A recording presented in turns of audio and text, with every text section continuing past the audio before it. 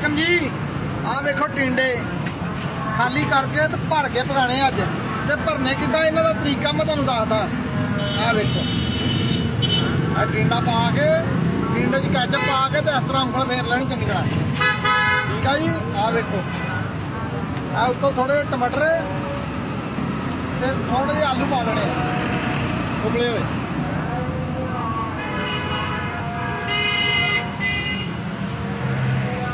बेसन ला के बंद कर देना। फिर हम थोड़ा जा बेसन ला के आ गया जी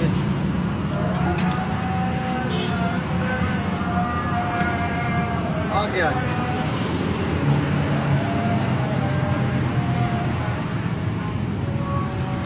आ गया जी। और फ्राई होंगे तो फिर करके खाने तक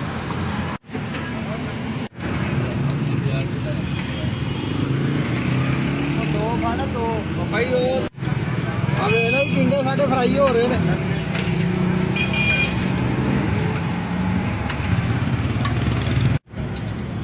लो जी भाई ने टिंडे साढ़े फ्राई हो गए ने। फिर तुम कट के खाने।